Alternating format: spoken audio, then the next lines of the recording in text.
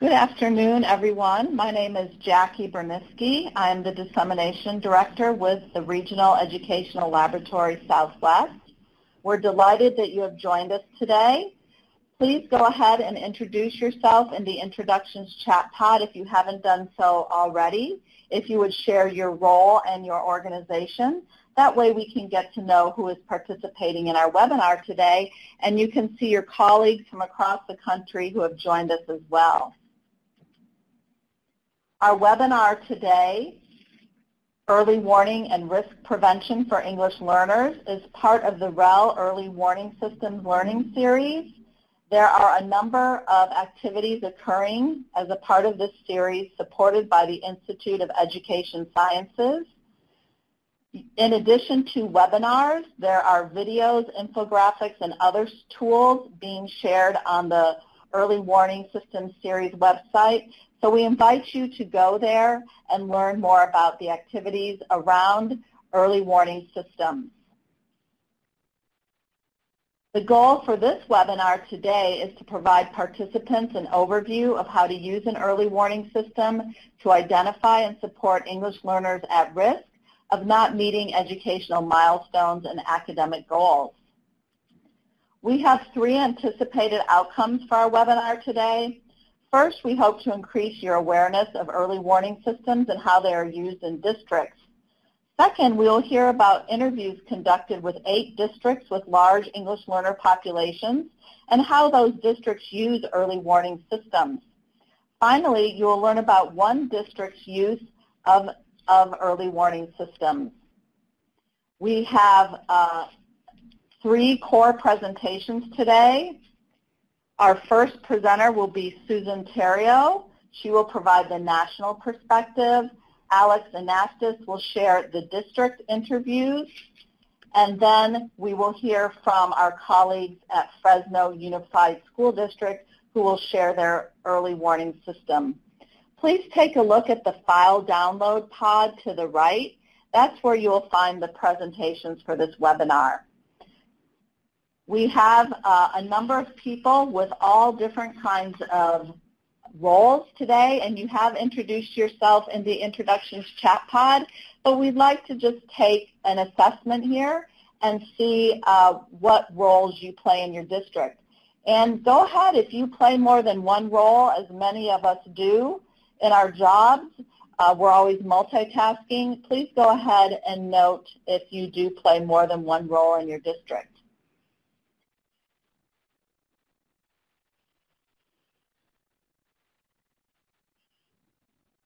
So we have a number of district central office staff here today, a number of researchers, and then state education agency staff, professional development providers, some parents and community members, and teachers. Thank you so much for completing our poll and sharing your role in education. We're going to begin in a moment with our first presenter. Susan Therriault is a principal researcher at American Institutes for Research, where she leads research and technical assistance projects related to early warning systems, school improvement, and college and career readiness. She is the lead author of the Early Warning System Implementation Guide. Dr. Therriault holds a doctorate in education policy and leadership from the University of Massachusetts at Amherst. Welcome, Susan. We're delighted to have you with us today. Thank you so much, Jackie. Hello, everyone. I'm really excited to be joining you and my fellow presenters today, and I want to thank the REL Southwest for putting this together. I think it's a really important and interesting topic. Today, I'm going to present to you an overview of the concept of early warning systems and early warning indicators as a means of launching us into Alex Anastos' focused presentation on applications for these concepts for improving supports to English learners and our colleagues from Fresno's actual use of early warning systems to support the students in their district. So just to get started, I'm hoping to begin with a quick polling question. My question is, what are the top 1 or 2 things you think of when you hear the term early warning system? And I'll give you a minute to respond. For those of you who click on something else, please indicate what you mean by something else in the chat box at the bottom of your screen.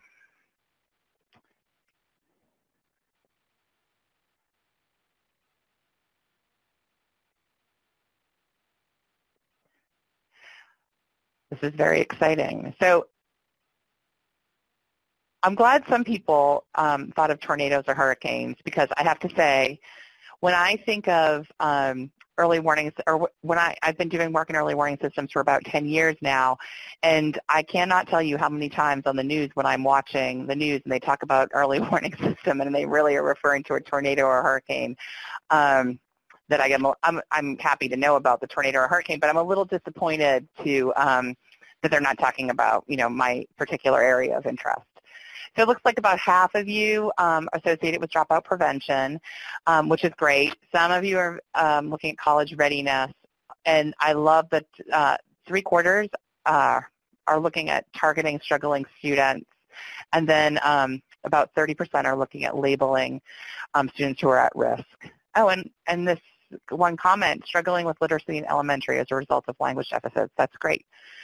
Well, thank you very much for your responses.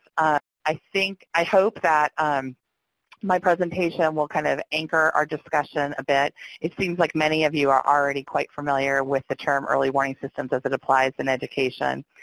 But I'm just going to go through so we're all on the same page here. So for the purposes of this presentation, we're talking about an early warning system that relies on readily available data that's housed at the school or district levels and allows educators and leaders to accomplish the following. 1, use early warning indicator information to predict which students are at risk of missing key educational milestones, such as high school graduation, but more and more it's growing beyond high school graduation to several other types of milestones, which I'll get into momentarily. Also to target resources to support off-track students early, and then examine patterns and identify issues and needs among subgroups of students or the whole school, and both at the school and district levels. The key thing to remember here is this idea of readily available data at the school and district level.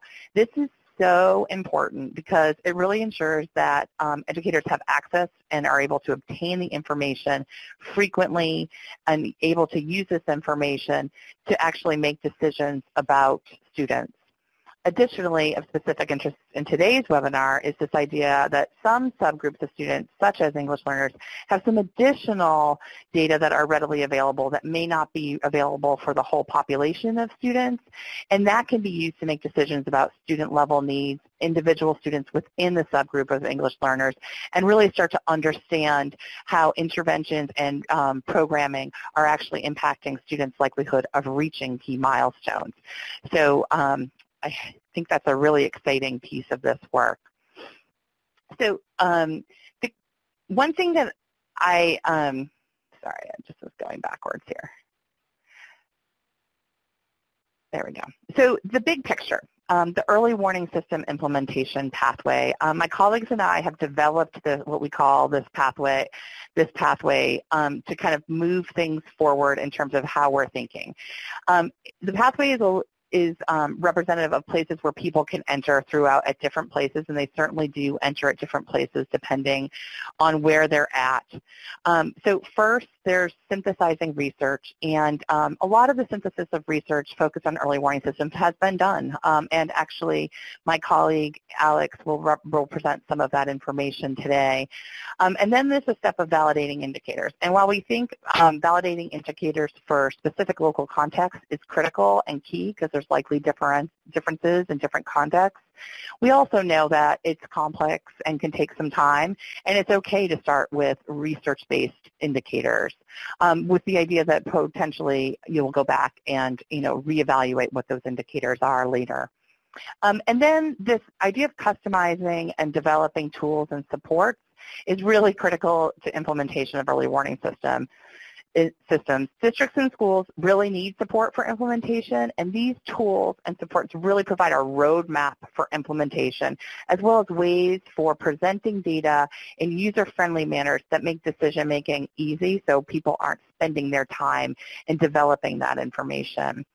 Launching implementation of early warning systems additionally requires ongoing support and likely customization of these tools and supports over time as you implement. Again, each context is slightly different.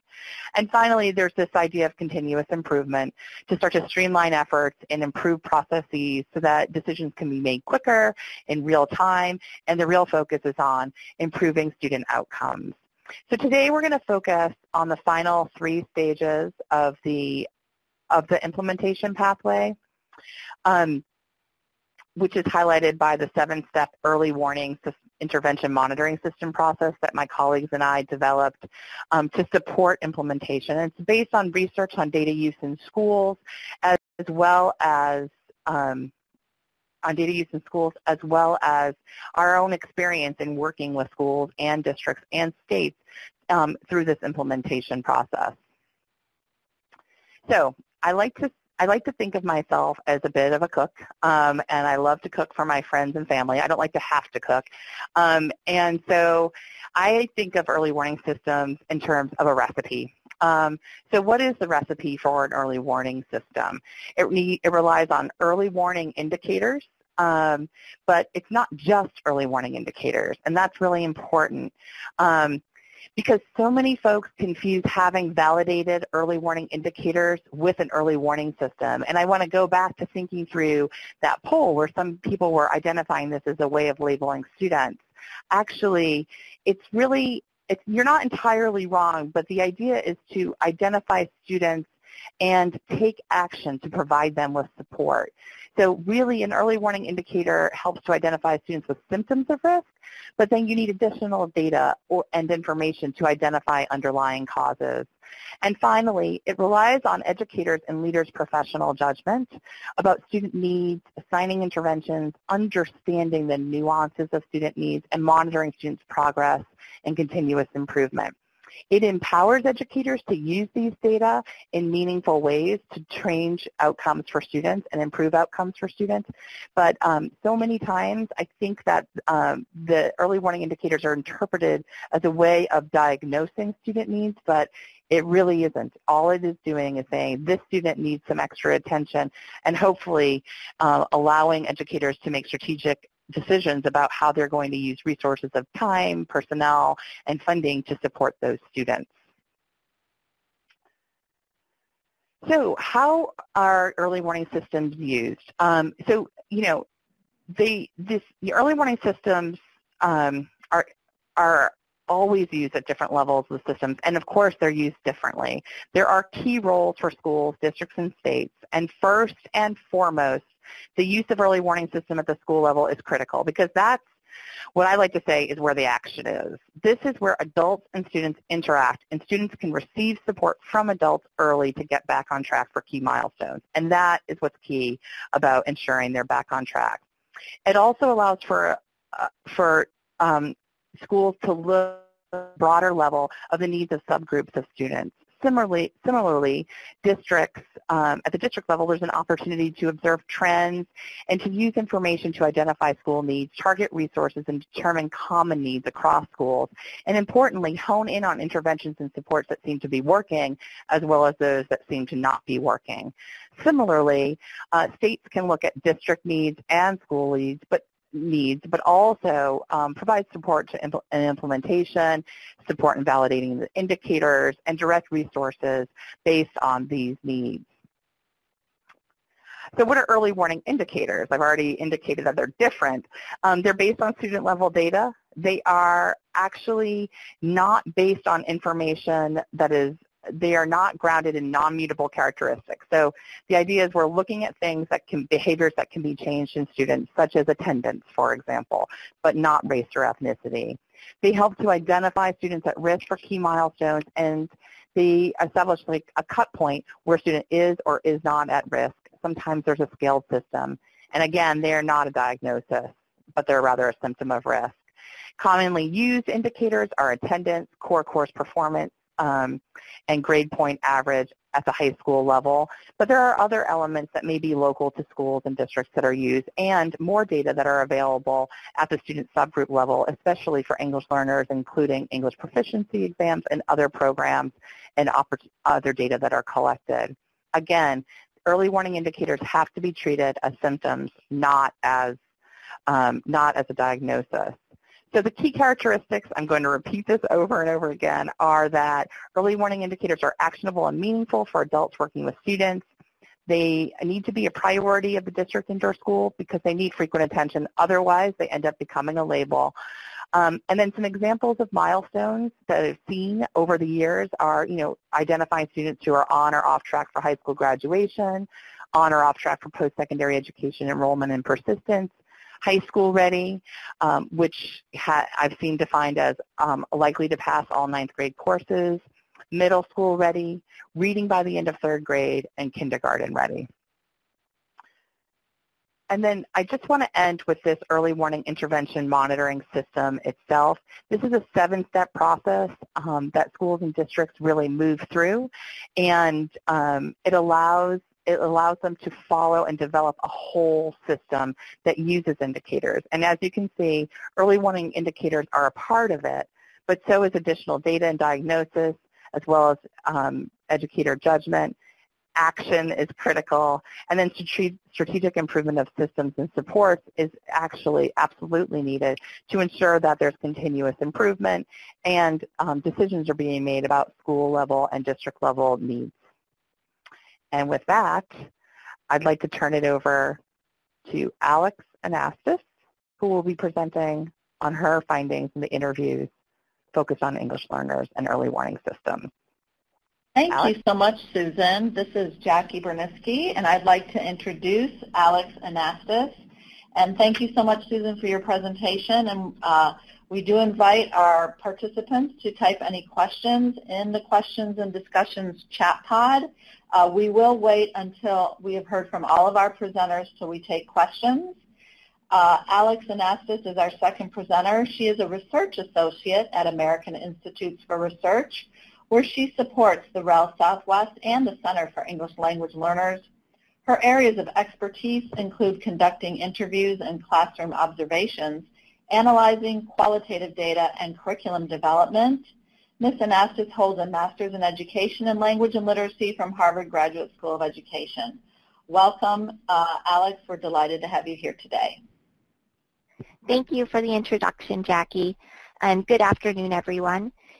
In this presentation, I will be discussing how to use early warning systems to identify and support English learners at risk of missing key educational milestones. The information we will be talking about today is from a set of interviews we conducted with school districts across the United States that have early warning systems in place, as well as large English learner populations in their districts. So here's a quick overview of our session. I will be discussing the purpose of the early warning systems district interviews. Results from a literature review of indicators and outcomes specific to English learner students, the structure of the interviews with our districts, and will provide summaries of important themes that emerge from our interviews. The purpose of our early warning system district interviews was to understand the following.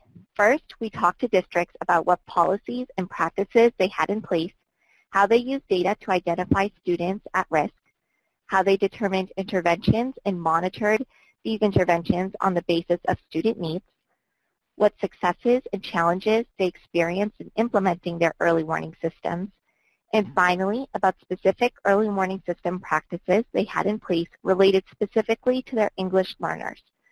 All of this was to better understand what districts are currently doing with their early warning systems in order to inform the technical assistance that we are providing. This will be discussed further during our upcoming webinar titled Early Warning Systems 401, Customizing Indicators and Interventions to Support English Learner Students on Tuesday, September 13th. So first, I'm going to describe the results of a literature review we conducted to find out what indicators and outcomes specific to English learners were being used in the field. This table demonstrates all of the indicators we found in the literature that are used to assess risk learners. It is important to note that these indicators are not being used in an early warning system context, but rather to predict risk of not missing key educational milestones. We have broken them into 4 categories: first language knowledge and skills, second language knowledge and skills, behavioral variables, and education experiences.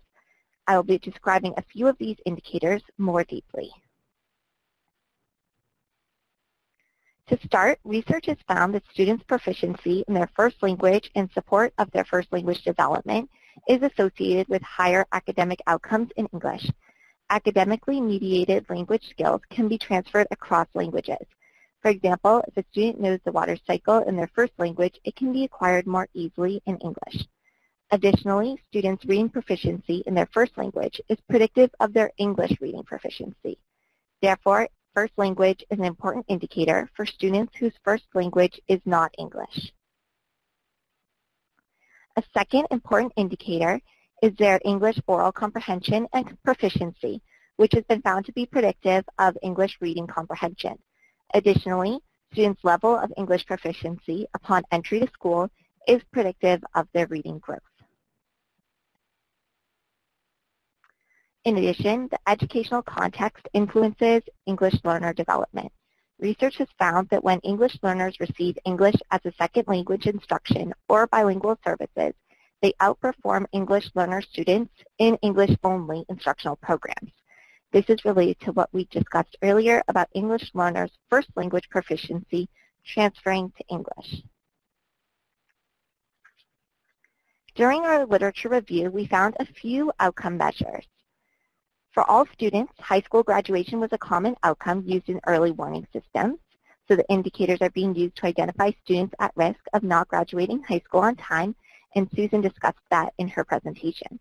Additional outcomes for all students include content area achievement, such as meeting proficiency on standardized tests. There is very little information on outcomes specific to English learners, with growth towards English proficiency being the most common. So now that we understood what was in the literature, we wanted to better understand what school districts were actually doing. So we conducted interviews with 8 school districts around the country who had large populations of English learners and established early warning systems. We structured our interviews according to the National High School Center's Early Warning System Implementation Guide, which was developed by colleagues at AIR. This guide includes the 7 steps of implementing an early warning system that Susan described earlier in that circular graphic. All of our questions fell within these 7 categories. The protocol used during the interviews were sent in advance so that respondents could think about their answers and any documentation that they would like to provide. Through our contract with the U.S. Department of Education, we were granted access to interview up to 9 districts across the United States. All interviews were over the phone and lasted between 60 and 90 minutes. We recorded the interviews, and a research assistant took notes during them in order to ensure that we were accurately capturing all of the information. After the interviews, we followed up with respondents in order to get access to any documents that were discussed. Fresno Unified School District was one of these districts, and we will be hearing from them shortly. I'm now going to summarize our interviews, which are organized by district's history with their early warning system tool, the capacity of their early warning system tool, how they utilize the data from the early warning system tool, lessons learned, and plans moving forward. So first, how long do districts have their early warning systems? On average, the districts we spoke with had their early warning systems in place for between 4 and 5 years. All of the districts shared that they had started small, for example, in 1 or 2 particular schools within their districts, or with 1 grade at a school and then expanding from there. During this time, they considered how implementation was going, what needed to be fixed, and how it could be improved and grown each year. Second, what was the impetus for starting their early warning systems? Districts we interviewed varied in their rationale for starting their early warning systems. For example, one district shared that they had identified a gap in their collection and usage of student data through a district assessment tool. Another district told us that they were looking for a means of achieving their district-wide goal of educational equity, and they thought that an early learning system would move them in the right direction. And another district explained that they needed more data in order to guide their decision-making. Lastly, a district explained that the early warning system was initiated by district leadership. I will next discuss our findings about district capacities of their early warning system tool. This relates to the back-end supports of their tool, how data integrate into the tool, and how they use the tool. We asked the districts which students were included in their early warning system. As you may expect, this varied depending on the district that we were talking to. Some districts had their tool in place for the kindergarten through 12th grade span, while others did not include the lower primary grades and instead started at grade 3 when there was state testing data available for those students. Most districts started with the middle and high school grades and then worked backwards to implement in the lower grades. And again, typically this was because districts had more data on students in the upper grades. And many districts said that it was a challenge implementing the tool in the lower grades due to the fact that there was such limited data. So that resulted in their early warning system looking different in those primary grades. However, one district mentioned that they were in the process of implementing early childhood education data into their early warning system through the early childhood education centers that were a part of their district. We also asked districts about what back-end supports were necessary for their early warning systems to function. Almost every district told us that their early warning system tool was automatically populated through their student information system, so the two were linked together. They also had someone on staff who was responsible for overseeing the process and making sure that the technology worked properly. Every district also said that it was critical that they had a data analyst who made sure that the reports were accurate before they were shared with leadership or schools. And as we alluded to, technology support was a very important part so that districts, so that someone was responsible for making sure that everything worked together as it should. We asked each district what indicators they had in place in their early warning system to determine risk for their students.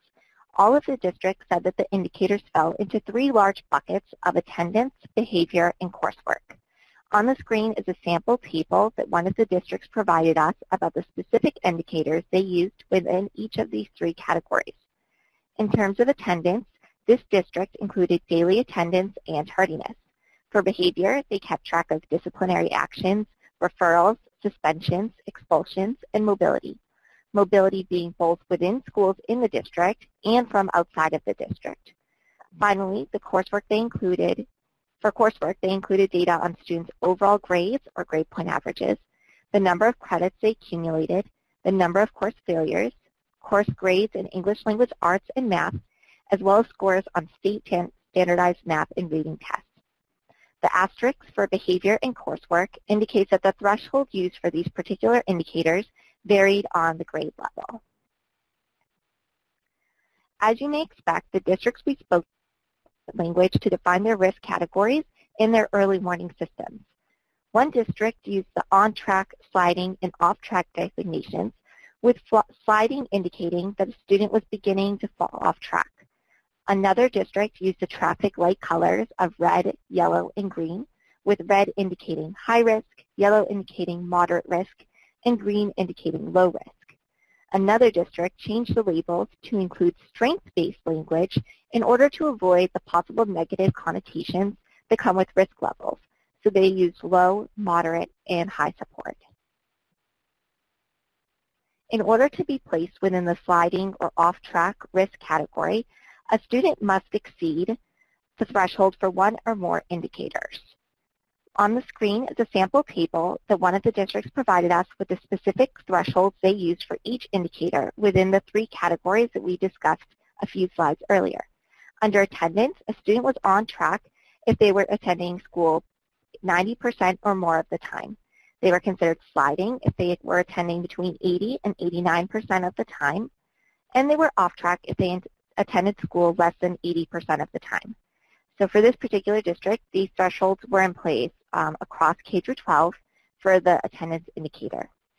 For behavior, a student was considered on track, sliding, or off track, depending on the number of suspensions or referrals they received. And again, this was the same across K-12 in this district. For coursework, this district had different thresholds depending on the grade level.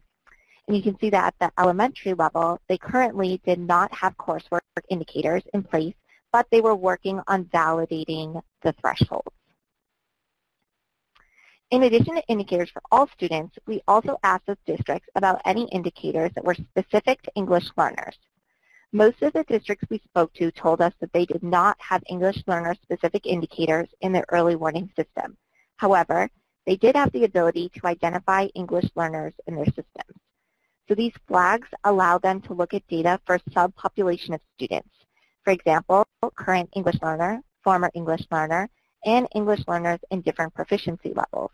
These flags could be populated by the student's limited English proficiency date, or the date at which they started receiving English language services, or indicated by a reclassification date in order to indicate a former English learner. The flag for former English learner was retained for between 2 and 4 years, and those with 2 years were looking to switch to 4 years in order to be in accordance with ESSA. In addition, many districts included students' English language proficiency levels as a grouping variable, which is different than an indicator, and this information came from their student information systems.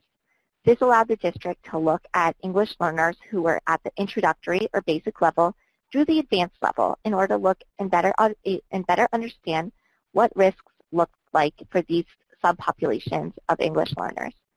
In addition, several districts have the ability to group duly identified students, or those who receive both English learner and special education services. And lastly, one district had an EVER-EL category for students which included both students currently classified as English learners and students who were at one point classified as English learners. This is an interesting grouping since it lets you look at the entire population of English learners to understand their performance and risks overall, not just your current English learners. And this is important because it gives you a broader, more complete picture of these students over time. In addition, we talked to districts about the future outcomes these indicators were predicting.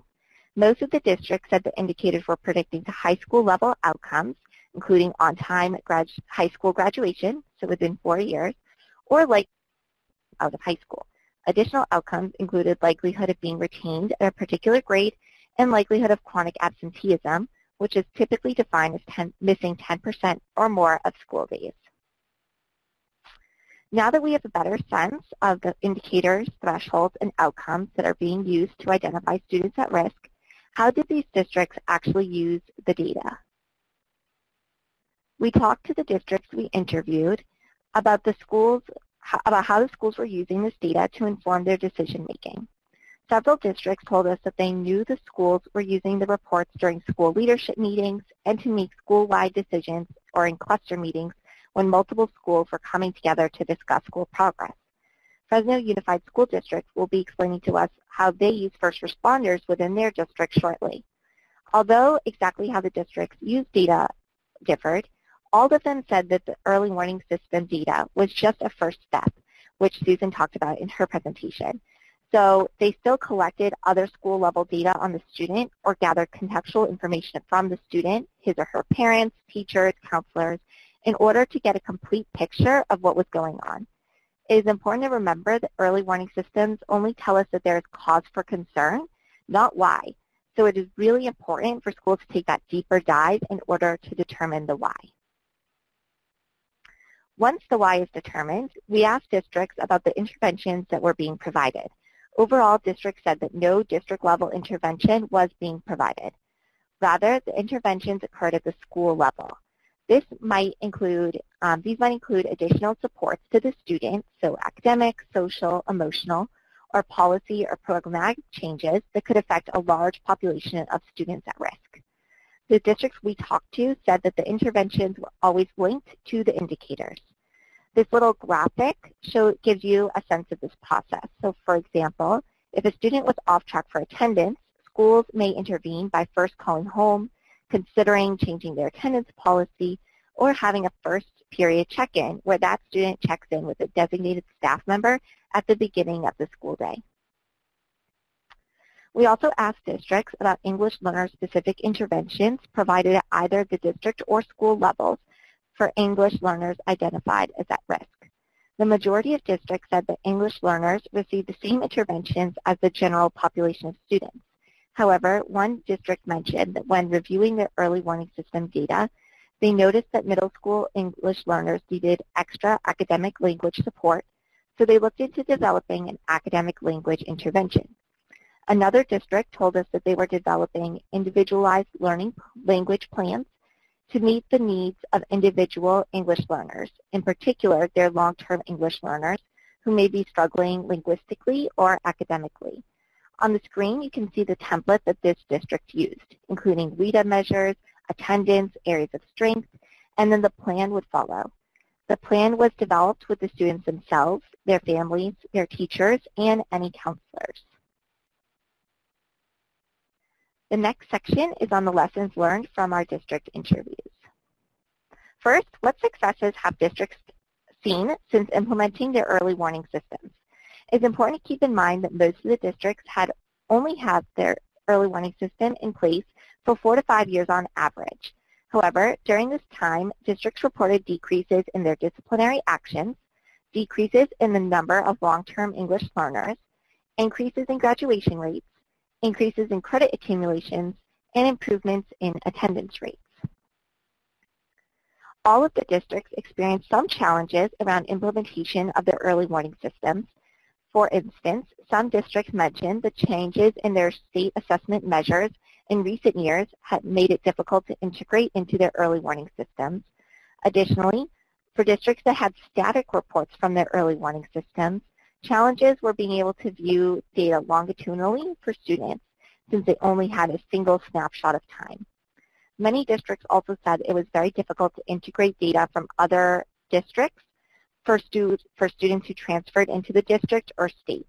And lastly, districts noted that sometimes schools reported data overload and not feeling very confident with what the next steps were since there was such an abundance of data. What lessons can be learned from these interviews? First, districts reported that their early warning systems resulted in a common language that allowed staff from across the district to talk about students and data in similar ways. In addition, districts reported increased school-wide collaboration. Also, early warning systems are an iterative process. Despite districts having their systems in place for 4 to 5 years, they were still in the process of making changes. Many districts also mentioned the importance of intervening early in order to get students back on track. Next, we will talk about what these districts are planning for moving forward. Districts had many plans moving forward in order to improve their early warning systems. Several districts mentioned better integration of their early warning systems with their other data systems, as well as with their multi-tiered systems of support in order to better identify students at risk and connect them with needed support. Several districts also noted that they would like to see more systematic use of their early warning system data. These districts reported that some of their schools started utilizing the early warning systems very quickly, while other schools lagged behind and did not use them as efficiently. Improved monitoring of interventions was another area of focus for several districts. Other districts also mentioned looking at supports for immigrant students or unaccompanied minors, and they mentioned that this group of students is frequently at risk, but they do not feel as though they are providing the right supports for these students. In order to access the references that were used in this PowerPoint, you can go to the File Download pod, and it is the first file in that pod. Thank you. Thank you so much, Alex, for your presentation. And again, we invite our participants to go ahead and type their questions in the questions and discussion chat pod. Alex did introduce a bit about our next presenters, Fresno Unified School District. So I'm going to go ahead and introduce our colleagues from Fresno, and then we will take questions from our participants on the webinar. We have 3 presenters today. We have 2 photos here and then 1 substitute presenter. We will hear from Jorge Aguilar, the Associate Superintendent for Equity and Access at Fresno. He led the development of a database system that identifies academic, social, and emotional school practices and district policies that inhibit the realization of students' potential. Mr. Aguilar holds a law degree from Loyola Law School, Los Angeles.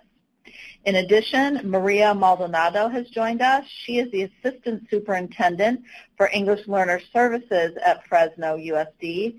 In this role, she oversees the education of the district's more than 18,000 English learner students and builds the capacity of teachers and school administrators to support the success of English learner students.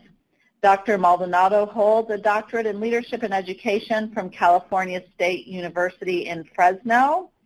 Substituting for Amber Dorsey is Kane Christensen, the Director for Student Support Services. He oversees middle school social emotional support specialists that provide school social work services and provides oversight for contracted counseling providers as well as mental health and substance abuse partnerships. He also serves as an adjunct faculty with Fresno Pacific University, teaching in the Department of Social Work. Our colleagues at Fresno USD are going to share their screen in a moment and show us their tools in real time. We have a PowerPoint available as a backup if there are technical problems.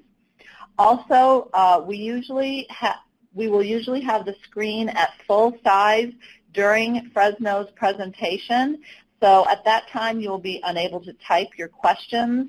So please note any questions that you have on a piece of paper by you, and then when we're done hearing about Fresno's work, you will be able to type your questions in the chat pod. Thank you, and let's go ahead and hear from Fresno. Great. Thank you very much, Jackie, and to REL Southwest for inviting us. This is very exciting for us. I am going to go ahead and share my screen at this point so that you can all see in real time what our tools look like. We've divided the conversation here in several parts. Certainly you'll see the foundation of our early warning system, which we have titled Early Identification and Intervention System. It's more known here in Fresno Unified as the EIIS system. We'll give you examples of what that system looks like, the types of standard work processes that we introduce to our system here in the district office as well as our staff.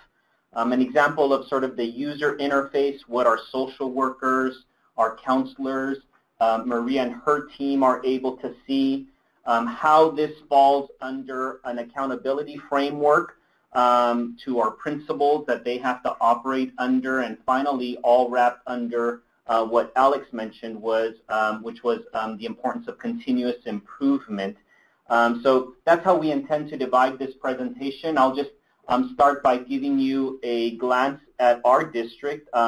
Fresno Unified is, of course, in California. It's the 4th largest school district in the state, just behind Long Beach and behind San Diego, and then, of course, Los Angeles Unified School District. We have over 70,000 students. And in the California funding formula that is used to fund K-12, Fresno Unified has nearly 88% of its students. Our students are either English learners, foster, or low-income students. They have to meet one of those unique categories. So this is a very challenged area of the state of California, the 2nd poorest congressional district in the entire nation. And so obviously we think that early warning systems play a critical role in the academic success and overall success of our students. I'm going to now turn it over to Kane Christensen, who will give you a sense of what this early intervention system looks like. and then we'll keep turning it over to our colleagues. All right, thank you, and good afternoon, everybody. And I just wanted to start off to talk a little bit and just briefly about how our social-emotional support specialist at our middle school is using the early warning system. Our social-emotional support specialists, they provide school social work services at our comprehensive middle schools. In 2014, our board made an investment to place one full-time social-emotional support specialist at every comprehensive middle school and using a multi-tiered support. So you'll see here that we utilize the framework of tier ones of universal support. So some of our social-emotional support specialists work in the area of increasing mental health awareness, bullying efforts. Our targeted interventions, we facilitate group counseling in the areas of self-esteem, social skills, and then we also provide some crisis intervention and individualized counseling to our students in our Tier 3. The creation of the early warning system are by color-coded in the 3 areas of attendance, behavior, and academics. You'll see the purple zone there because we wanted to create another color for our severe chronic attendance. And so you can see that at any given time, these can populate with different colors for our students. One of the things that we really want to focus on is how do we better collaborate with the counselors on the site and not duplicate services.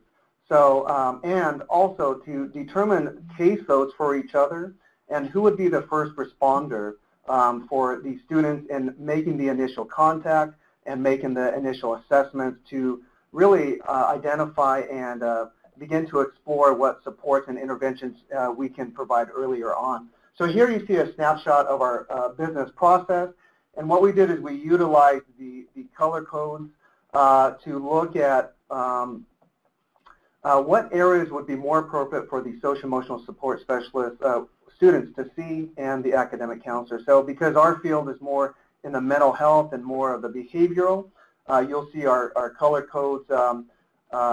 They're indicating that our work is mainly around the attendance and behaviors. So this, what you're seeing here is a snapshot of what the social-emotional support specialist sees when they open up their tool. And so you can see the different grades that they're able to access, the different school sites. And when we look at the appropriate service providers here, and you'll see the social-emotional support specialist, what happens is the color codes for the first responder automatically populate. So if an academic counselor were to click on their own, their caseload would populate, the social-emotional support specialist would populate. We also have other areas, our project access social worker. So we've identified homeless and foster students, and so their caseload automatically populates, as well as our RLE counselor. And the RLE is an acronym for Restoring the Learning Environment Counselor, and they mainly focus on our Southeast Asian students. So if we look at the social-emotional support specialist caseload there, you see the Tioga Middle School, you see the total number of students, and also to the right you can see the different populated categories, not only from the current quarter, but also for the previous quarter. So what this does is it allows us to be more effective and more proactive in identifying students, and helps inform our work at the beginning of the school year for those students who might have been at risk for the previous year. Once you click on those students there, what you see is, and of course these students have all been anonymized, but you will see again the color code, the population that arises. And if you take a look to the top there, you'll see 3 additional students in there. And what we discuss is if a student is seeing an academic counselor but needs more social-emotional support. So if there's something going on at home, if a student, becomes more emotional and just needs, more intensive interventions, this tool allows the academic counselor to refer the student over to the social-emotional support specialist, so they're able to see those students and proactively begin to meet with those students in identifying the needs. Below there is our caseload, that you know, their name is there, all their information, again, the color codes from last quarter to the current quarter. Also, we can see the assessment is completed by the social worker there, so we can see how many assessments they've completed, how often they've been completing them, and on which students. The social worker then will click on the side here under Detail and Notes to gain further information, and this is where the action piece comes in, is we've already identified these kids, we've identified who's going to be the first responder, the caseload comes up, and here then when we begin to meet with students. To get additional information, we have an EIS summary on the left here. We can go in and look at their attendance if we want to pull further data, and also their GPA. The social workers then, under the Student Support Service Assessments tab, will go in and complete an assessment there, and so you will see those tabs populated at the top.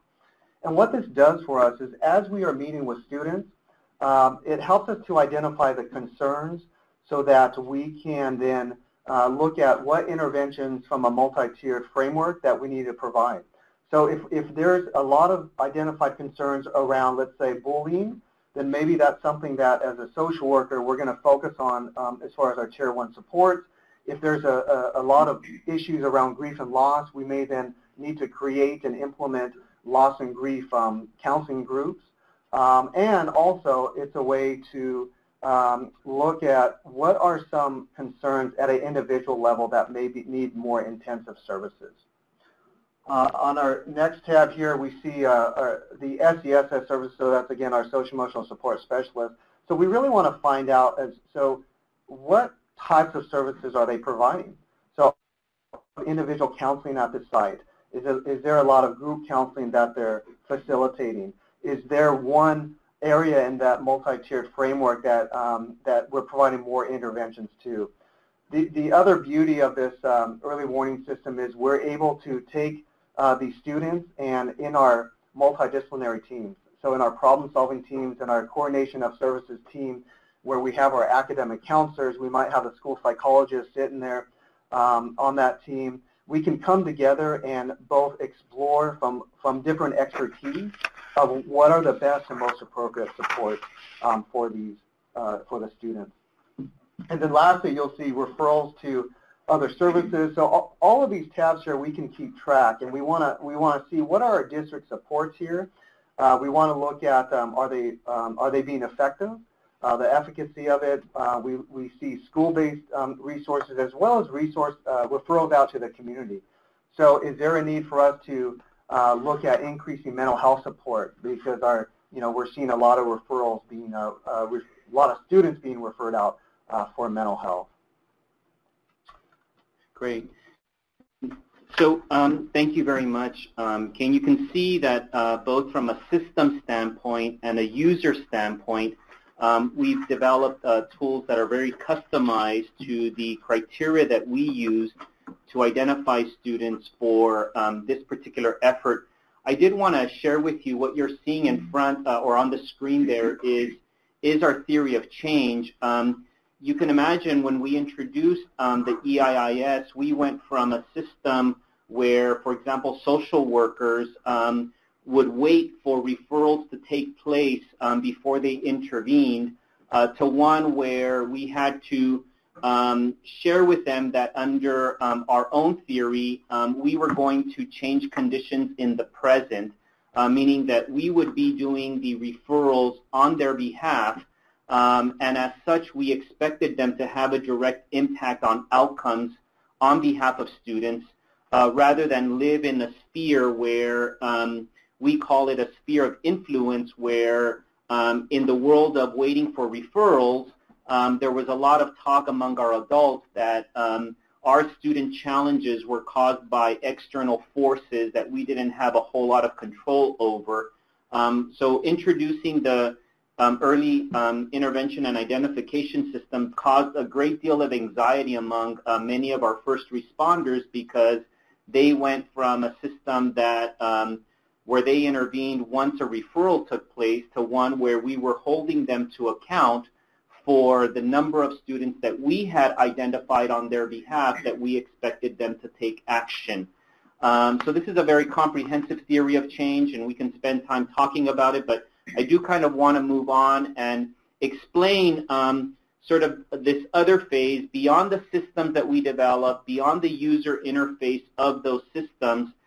We also had to make sure that our principals and our administrators on site, we have over 100 schools in Fresno Unified, that they were all looking at this type of data and that we were holding them to account for making a difference in those data outcomes that were social emotional in nature. And then Maria will talk about the academic piece for EL students as well. I've asked Mary Jane Scalarup to just explain what this accountability system looks like, again, to ensure that our principals were paying greater attention to data that is contained in our early warning system.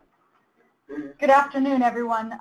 So what you're seeing on your screen here in front of you is our School Quality Improvement Index, affectionately known as the SQI, Performance and Targeted Action Index. And we did this to, we developed a monitoring system that is in line with step 6 that Susan mentioned in her presentation earlier, really helping us to monitor the impact of these investments and initiatives. And one of the things we wanted to look at was how can we make sure that our monitoring of these investments is also in line with the new accountability frameworks that are being rolled out here in California, and also in line with the core initiative that we've been participating in.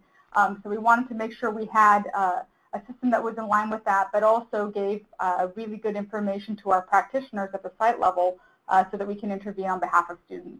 So what you're looking at here is our chronic absenteeism element, and we're looking at it for Tioga Middle School, which is the school that Kane showed in his example of the EIS tool. And what we've done here is we know, and there's been a lot of discussion around multiple measures, and so what we wanted to do was to make sure that in our element we were capturing what any reasonable person would expect to be the type of services we would do on behalf of students. So of course our first sub-level element here really focuses on our chronic absenteeism rate, and that really is there to help us make sure that we're able to identify the students who are chronically absent. So we were able to, one, make those students sort of appear on our radar screen, similar to those who are in the red and purple zones in the EIS. The next sub-element really focuses around, once we've identified those students, are they receiving an appropriate intervention? So we worked with site leaders and with the Department of Prevention and Intervention and Kane's team to identify what would be considered an appropriate intervention. And really, for middle school, this revolves around they were seen by their first responder. And so we were able to make sure that we had an element that would capture and measure that that appropriate attendance intervention took place. And if you were to click through on that element, you would be able to see the actual indicator we use where the and it gives some of the information here, so that a site leader who is kind of monitoring the supervision of their team and their activities on their site, they would be able to see this and to see here for Tioga that 126 of the 129 chronically absent students received an appropriate intervention for the previous school year. So the first responder system seems to be working well, at least in making sure that our students are being seen. However, of course, we know that the next step of that, of course, is to demonstrate actual growth in students. And of course, this is tricky, especially since chronic absenteeism is measured as a percentage of days attended. So there begins to be a time through the year where that becomes a little bit tricky mathematically. However, we're able to look here to see which students may have been identified as chronically absent in December, how many of them were able to demonstrate growth to no longer be chronically absent by the end of the school year. And so this is what that sub-element is measuring, as well as of the students who were not chronically absent, how many of those were we able to keep on track and maintain their non-chronic absence. And then finally here, which is really important, and Jorge will go into more detail around this, but of those students who we were able to really move from being in the red and purple zones to are now in the yellow or even green zones and are no longer chronically absent, how is their academic performance and how are they progressing? And Maria is going to talk a little bit more about kind of measuring that progression for our English learner students, but that's really important for us to make sure that we bring it full circle and with our social emotional investments to make sure that they're actually impacting our mandate, which is, of course, the academic learning and achievement of our students. Yeah, so this is, again, part of our systems approach to attack this issue. And again, as a principal, you're expected, because this is part of your accountability, to have a direct impact, to seek resources from Kane, from Amber Dorsey, and others in the district office, because that entire sequence of 5 areas that we're focused on, we believe, all build upon each other. What we have found is that when you're not careful about this kind of multiple measures accountability framework, many of our sites will confuse that this should be treated separate and apart from others. So they'll do everything they can to reduce chronic absenteeism and seek rewards for it. But we're very clear that that's just one aspect of our system. Once we have accomplished moving a student from chronically absent to coming regularly to school, what we want to hold them to account is that the students are actually growing academically. And so through this tool, you're able to access data as a site leader that identifies down to a student level who are the students that used to be chronically absent, they're no longer chronically absent, and they're not growing academically. And so a site leader, in this case at this particular school, can go down to the student level and see which students used to be chronically absent, are no longer chronically absent, but are not growing academically either. And again, this is all wrapped within this theory of change that we released about 1.5 years ago to every one of our site leaders. Before we move on, and Jackie, please, I mean, we can keep going, or we can do sort of a natural break here. All of this theory of change work around continuous improvement is all wrapped around applying principles of improvement. This is using improvement science model that the Carnegie Summit has been focused on more recently. This is Tony Bright and company. A great resource that you may want to pick up is a book that they put out last year called Learning to Improve. And so all of the work that we are doing is sort of it's encompassed within this lens of improvement science, which has 6 principles of improvement. So that's just sort of a resource for you that we weren't able to put on the website. Jorge, I think it's fine if you go ahead and keep going for about 5 to 10 more minutes, and then we'll go back to questions. That's perfect. That's about how much we need. And so I'm turning it over now to Maria Maldonado to explain to you how it is that this early identification and intervention system then interfaces with identifying and meeting the needs of our English learners. Good afternoon, everyone. So as we look at the students who are in trouble, academic or in the area of attendance, then we also identify this LEP status, which is our English learners or limited English proficient students. And this allows us then to begin to take a look at a student academically. In this case, you're looking at a student named Sam, fictitious of course, and we find that this student who had a red zone in the prior year due to attendance. Now, once attendance was targeted, the rest of his areas that we were looking at continued to be green. So he went from red to green and then continued to stay green in both attendance, or all 3 of them, attendance, behavior, and then academics. When we think about our English learners, we have a similar process that we look at in terms of how our students are advancing both in learning English as well as in attaining literacy. So in this case, you notice that we have the same 5 areas, beginning, of course, with the first one that's looking at English proficiency. In this area, we track the growth of our students, how they're making growth both in learning English as well as in becoming literate. And for that, we utilize several measures. Some of them within the district that we administer once per quarter. Some of them are summative assessments that we utilize from the state. In the next area, the borderline eligibility pool that you're looking here is, this identifies the students who are making growth in meeting the redesignation, or as you may know it, reclassification criteria. So this is looking at both areas, the literacy part as well as the language learning part. Once the students have met one of the two criteria, they make it into this eligibility pool. So that's our second zone that we look at. The third category is, now once that the kids have met one of the two criteria, can we get them to redesignation within the school year? So we have a window of 365 days, and this is due to the timing of the administration of the assessment. So we allow our students that 1 year to be able to meet that requirement that is still lacking for them to actually become reclassified or redesignated. The fourth area is looking at our long-term English learner redesignation rate.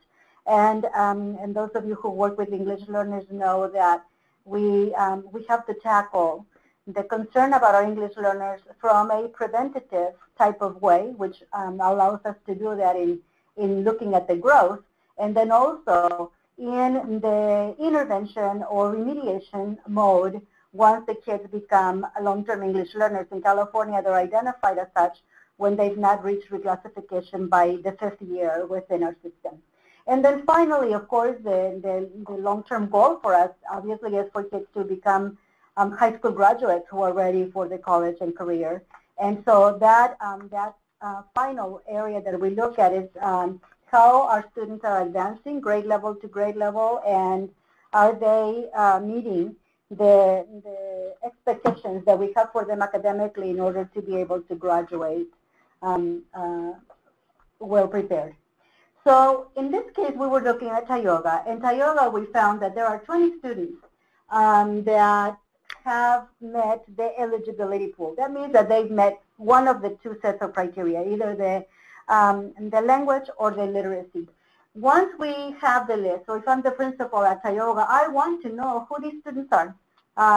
Then we collect to see what is the history. One area that we look at is in terms of preventing. We have an opportunity to see if, can you go back just yeah. We have an opportunity to see if there's a particular feeder school that may be producing too many long-term English learners, in which case then we have an opportunity to intervene prior to the students going into secondary, right? In that case, in this case, we see actually we're looking at 4 students.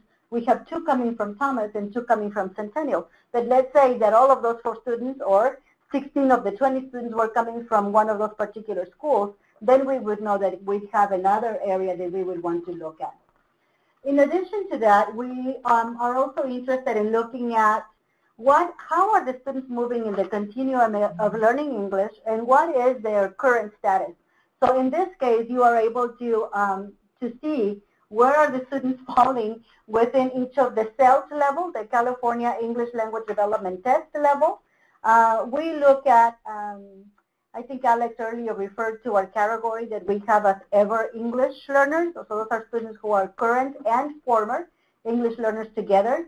Kids who've been in our system for less than 5 years, kids who've been more than 5 years, long-term English learners, and so on. So this really provides us an opportunity to take a closer look at our students and more accurately identify where our clusters of students who are facing challenges may be, or those who are close to meeting that redesignation criteria, so that we're able to intervene. We also have the opportunity to look at, this is what worries us, EL directors, is looking at the number of students that have been enrolled in our system for way more than the 5 years. And in this case, you can see that we have a number of students who've been with us 10, 9, 8 years, and that's way too long. And so you begin to wonder what is it that's keeping our students from becoming redesignated.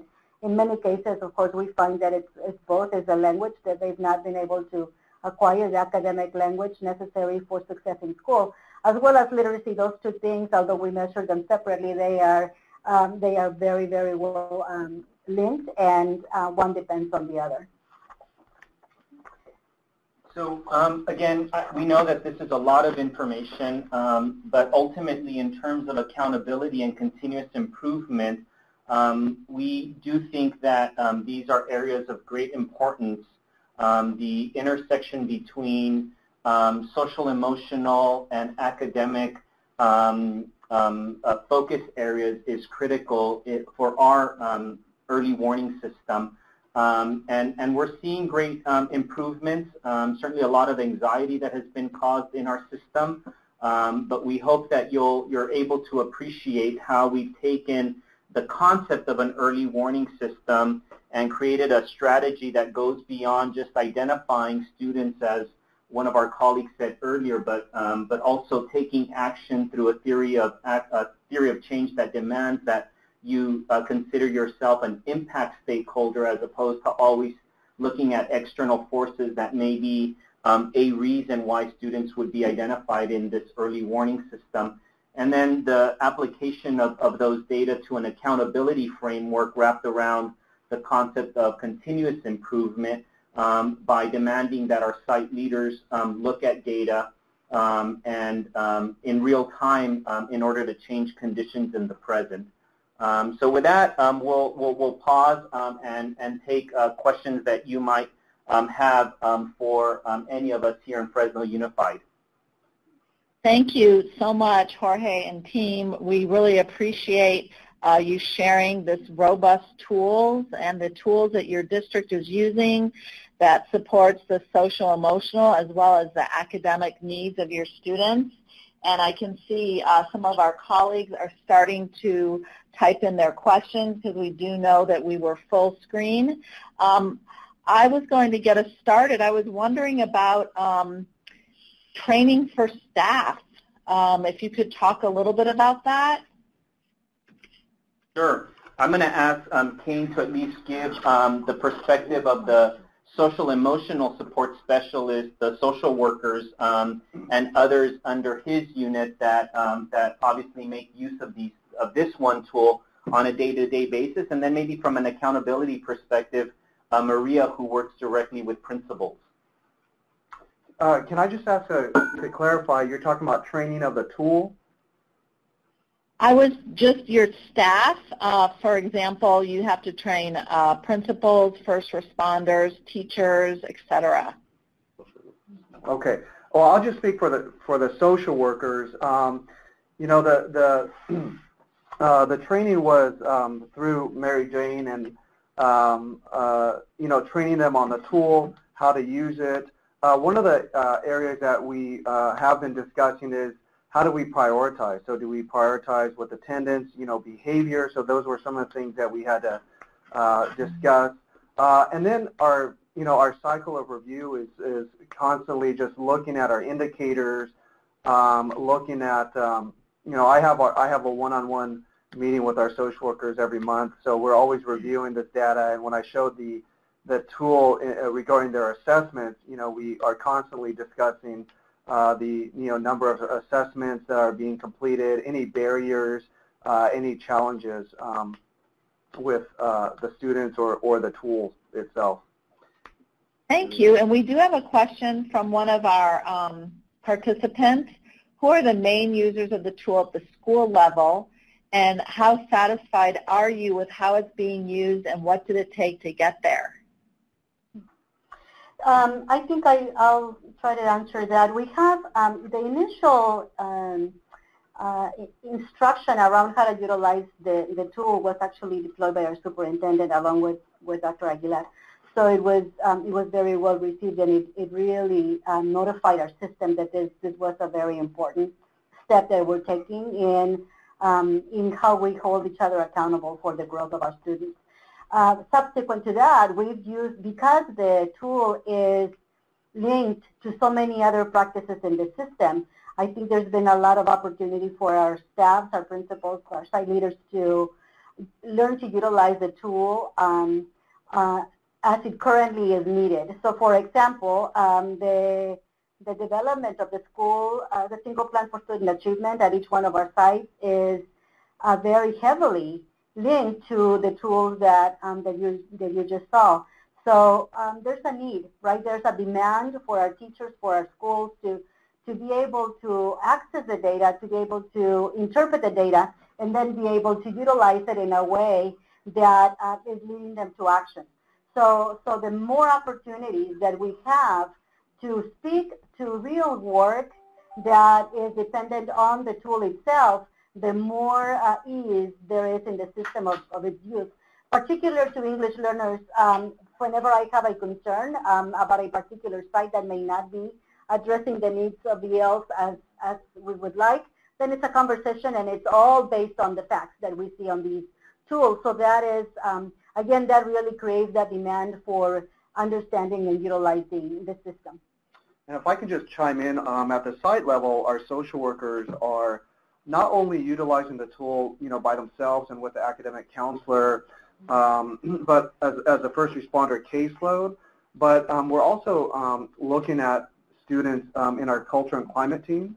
So presenting this data to our admin, and just recently we've started regarding our chronic attendance work, what we call attendance collaboratives. And so we've actually partnered with some community members around certain neighborhoods of school sites that have a high attendance, chronic absence rate. So we've utilized some of this data aggregately in just informing the community about the need for more support for our students.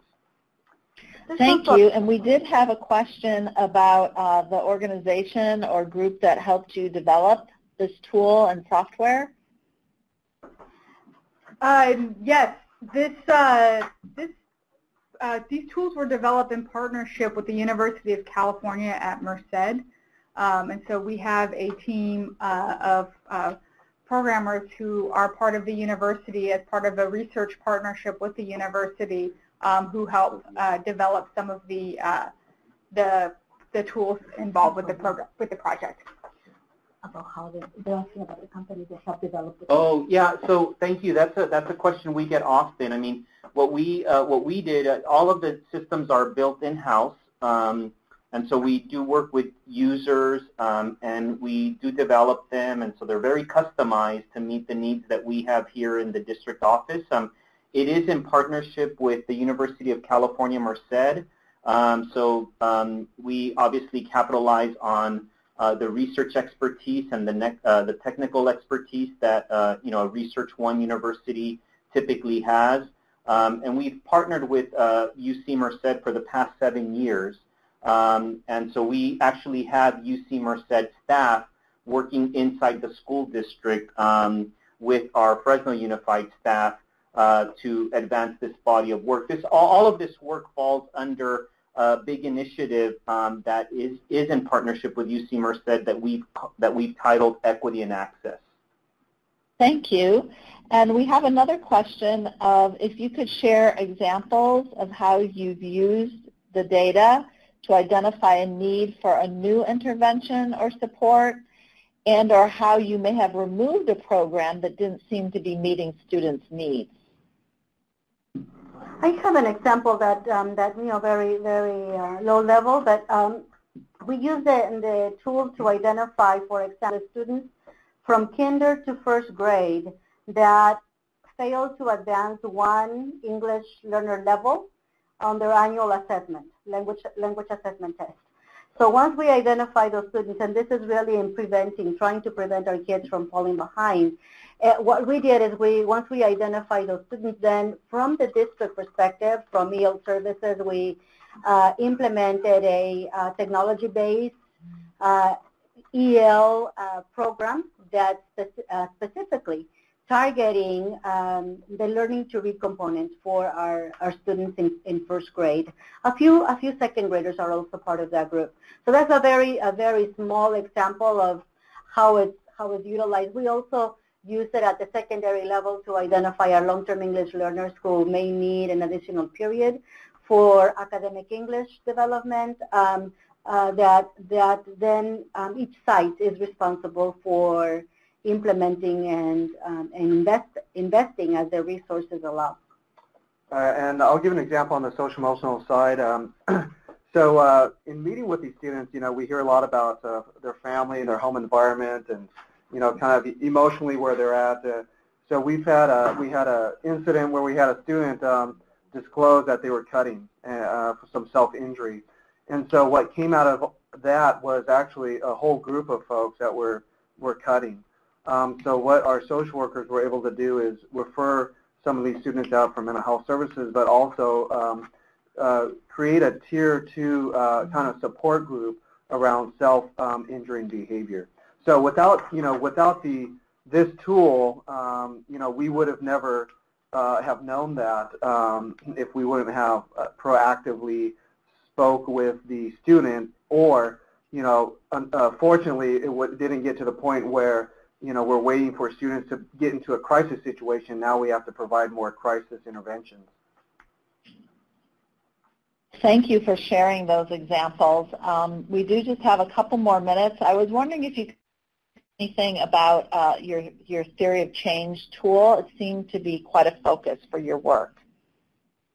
Yeah, so part of it is, for those of you who are in California, as well as those who might not be, California is undergoing a significant change in school accountability. So going from a single index to one that looks at multiple measures, and so it's being rolled out. In fact, tomorrow the state board here will adopt the remaining measures, and it's all being wrapped around this notion of continuous improvement. Now, we've been on a journey around continuous improvement for nearly a decade, and so we just felt very strongly that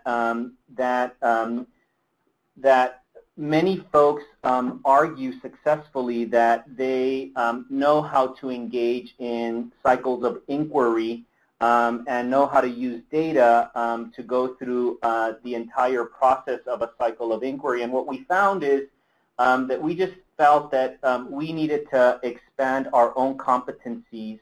And so we adopted the improvement science model and have now been applying a lot of these data sets to a much more robust, much more humbling, and very detailed cycle of inquiry process that is based on the theory of change that we developed, where we knew that we had many adult stakeholders in our system that anecdotally would suggest that they were successful in working with students, but would always turn to this issue of the external forces that were at play in a community like Fresno as the reason why we weren't moving students in the right direction on social, emotional, or academic indicators. And so we knew that we had to deal with this issue of influence as opposed to impact, and that's been a deep or a steep learning curve for us.